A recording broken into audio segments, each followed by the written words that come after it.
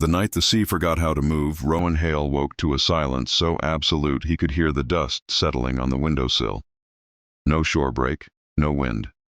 The lantern atop Winter's Point lighthouse, his lighthouse, cast its slow, patient arc across an ocean that had turned to polished stone. He swung his legs from the cot, pulled on his boots by memory, and climbed the iron steps, counting them like a prayer. At the watchroom, he pressed his palm to the glass. Far below, the village lights lay along the bay like a string of tired stars. In the beam S sweep, he caught a flicker, a figure on the outer rocks where no one should be. He reached for the foghorn lever, then froze.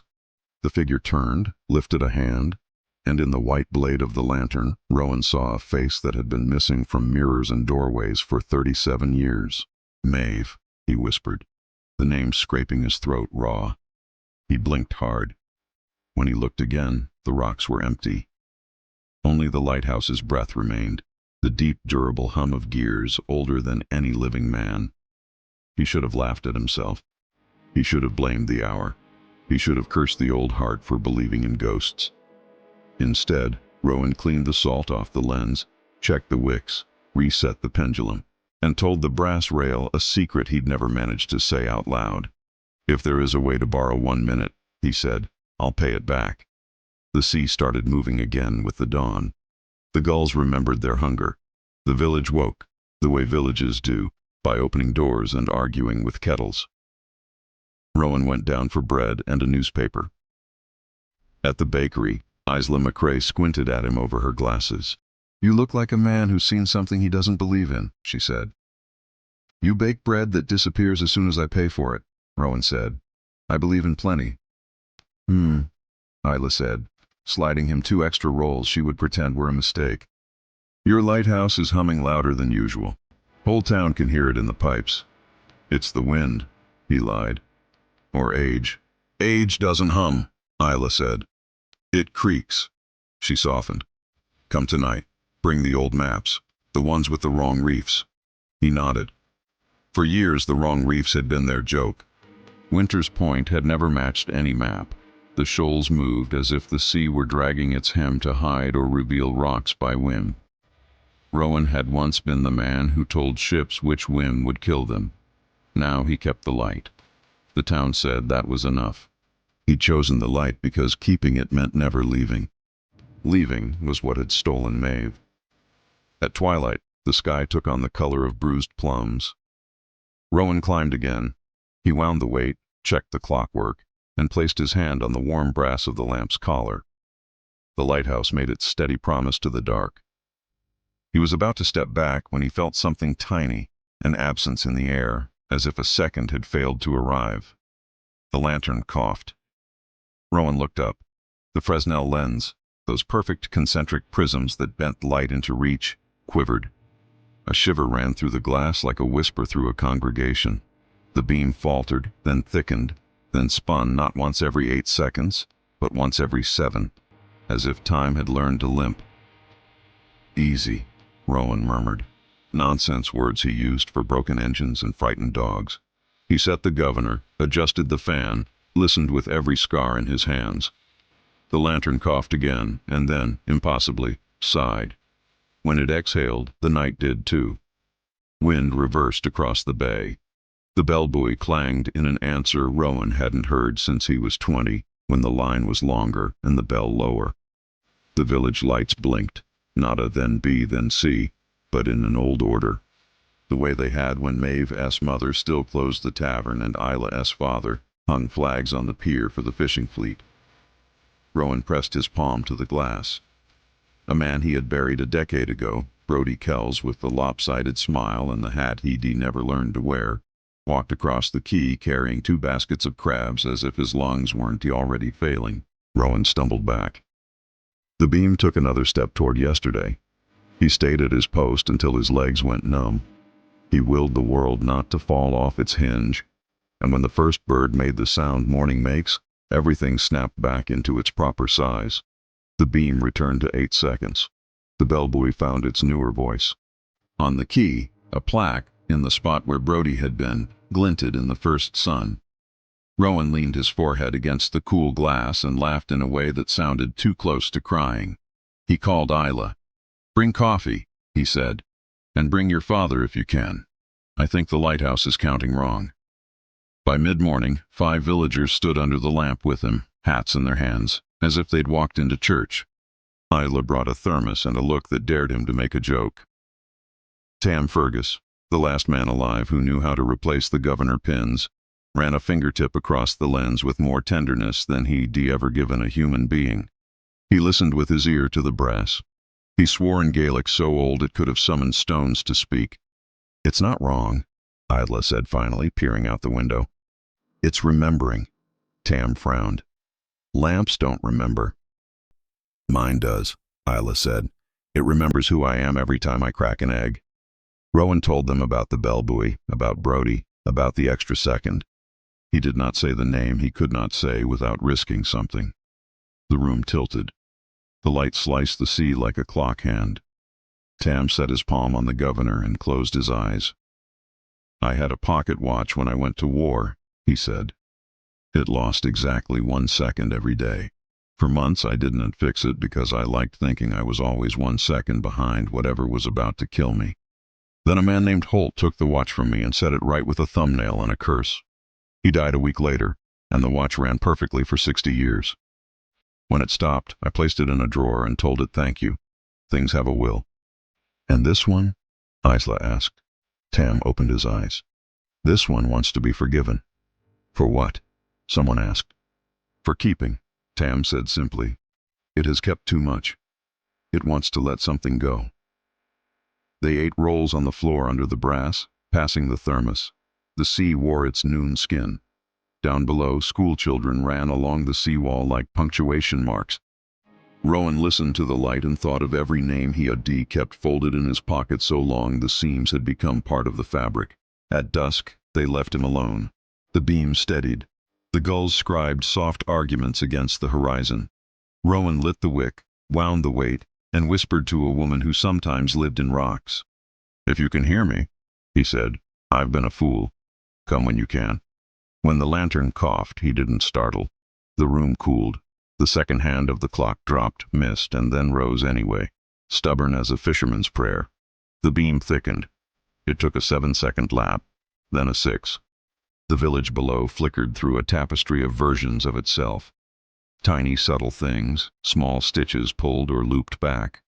The old flag on the pier, the blue bicycle that had disappeared, the tavern sign before it lost the letter E in its name. The lighthouse itself shuddered, lifting a breath from another year. And then she was there, not on the rocks, in the room, standing by the door with seawater in her hair, wearing the sweater he'd bought her at the fair the year they'd almost left and didn't tea. She was at once 22 and precisely the age she would have been now if time had been fair. Her eyes were exactly as he remembered, tide pools that stole your foot, pretending to be shallow. "I've been walking the wrong roads just to find the one that brings me here," she said, and smiled like someone who had climbed too many hills and still wanted another. "Hello, Rowan." He forgot language. He found it again like an old coin in a pocket you thought you'd lost. "Hello," he said. His hands reached without permission. He stopped. "Are you?" "Borrowed," she said and touched the brass rail. "The light is letting the seconds unspool back to themselves. It's not safe, it's not sane, but it's kind. For a little while." He stepped closer. The lantern made a low, pleased sound, like a cat remembering how to purr. "I saw you on the rocks," he whispered. "I wanted to see if you still did that thing you do when you were thinking too hard," she said, and mimed the way he rubbed his thumb along the inside of his wrist as if polishing the memory of a watch that had never been there. "You do. Are you real?" he asked, the child's question under the old man's voice. "Who cares?" she said softly, and closed the distance. They didn't talk like people who had been given an hour of miracle. They talked like people who had been given a kitchen table and rain on the roof. She asked after Isla. He asked after the sweater. They made a list of ordinary things they learned without each other. The best shortcut to the pier in fog. The way you could hear the ferry from town if your window was open on Thursdays. The secret of keeping the first pancakes from being sacrifices to the pan. He told her about the time the lantern shattered and he hauled glass up the stairs on his back because there was no one else to do it. She told him about a street with yellow doors where old men played chess on cracked tables for the price of a cup of tea. "You should have gone," he said at last. "You should have left me and gone to that city you wanted. You would have been happy." "Maybe," she said. "Maybe happiness is a place, and maybe it is a language, and maybe it is a person. I learned enough words to talk to myself kindly. That was something." He took her hand. Her fingers were warm. "I kept the light because I thought it would keep you," he said. "It didn't. It only held me still." "Lights don't keep," she said. "They show." The minute thinned. He felt it like a thread in his teeth. The beam made its 6-second rounds, then 5. Greedy, brave, foolish, generous. Down in the village, the tavern sign flickered through versions of its own name. And on the quay, Brody Kells tipped a hat at a woman he never got to marry, and kept walking to a future he had already lost and found and lost again. "How long?" Rowan asked. "A little while," she said. "A ridiculous while. Long enough to be greedy, too short to be careful." She leaned her head on his shoulder. "I missed what the sea does to your hair when it's angry." He laughed, surprised by the sound. He told her the one story he'd never told anyone. The time he'd set the lantern wrong by a degree, and a trawler had kissed the reef just hard enough to remember how mortal it was. He spoke the word sorry in all its old dialects. She told him the one he had never asked for, the day she stood on a platform and chose not to get on a train because the rain changed its mind and the city felt like it could wait. When the lantern coughed again, it was not a cough but a plea. Maeve straightened. She touched the lens with 2 fingers. "It's carrying too much," she said. "You hear it?" "I hear," Rowan said. "If you let it keep going," she said, "it will peel the bay back to bone. It will remember a storm that drowned 3 boats. It will remember a night nobody came home. It will remember the old lighthouse that fell in 1892. It will choose a memory like water chooses a path, the easiest one cut by gravity. It may choose one where we never met." He looked at her and saw every year he hadn't lived, and every year he still might. He saw the village below as a story with too many authors, all of them meaning well, some of them drunk on the power of a blue pen. He saw his hands, scarred by keeping, selfish in their gentleness. "What do I do?" he asked, and the question was bigger than the room. Maeve took his face in her hands. "Forgive the seconds," she said. "Set them free. Let the light be a light again." "If I do," he said, and hated the way his voice broke, "you'll go." "I always go," she said with the ocean's patience. "That's the job of the things we love. They teach us to stay." He closed his eyes and stood very still until he could feel the gears through the floor. He moved by memory, the way one moves through a house in the dark when the lights are out and the furniture hasn't changed in years. He eased the governor into place. He steadied the fan. He opened the wick the way you open a door for a friend who is leaving, because the leaving is the only honest thing left to do. The lantern breathed once, twice, and then the beam found 8 again. The village below settled into its proper clothes. The bellboy rang the pitch he knew in his bones.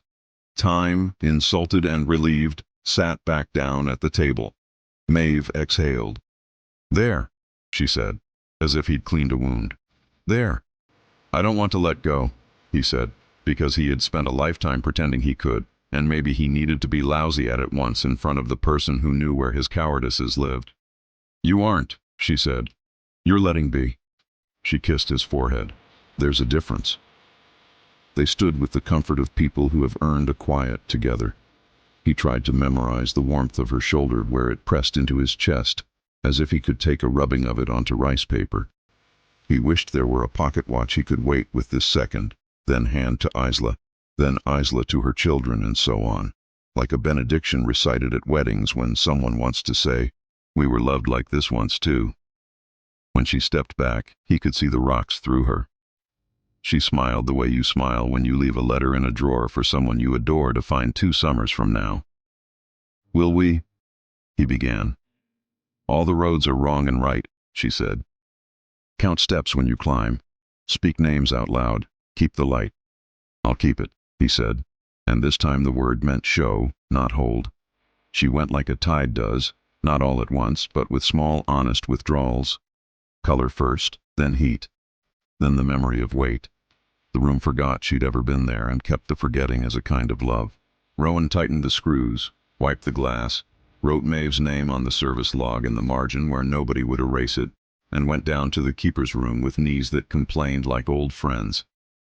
He slept in the full knowledge that sleep wasn't a punishment, but a gift. In the morning he took a chalkstick and marked a notch on the iron stair at every place he had once stumbled. People who came after him would place their feet in those old mercies, and enjoy the strange ease of not knowing why some steps felt safer. He brought Isla the old maps. She traced the wrong reefs with a fingertip. "You fixed them," she said, surprised. "They're right now." "I just stopped insisting they weren't," he said. She peered up. "You saw her." He did not ask how she knew. He nodded. "And you set her free," Isla said. He shrugged. "She set me."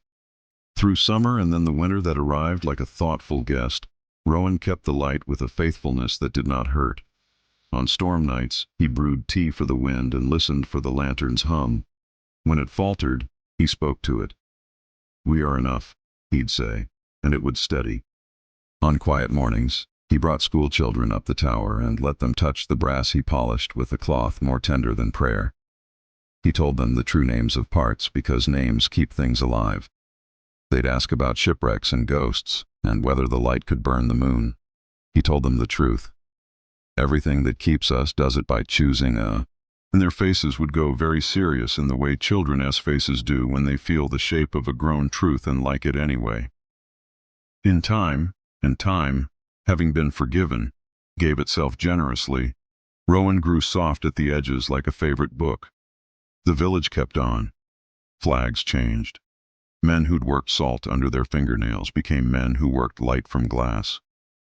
Babies came with the smell of new bread in their hair. Isla grew very old and then did not grow older. Tam went to the drawer where a pocket watch once lay and placed his hand there a long time.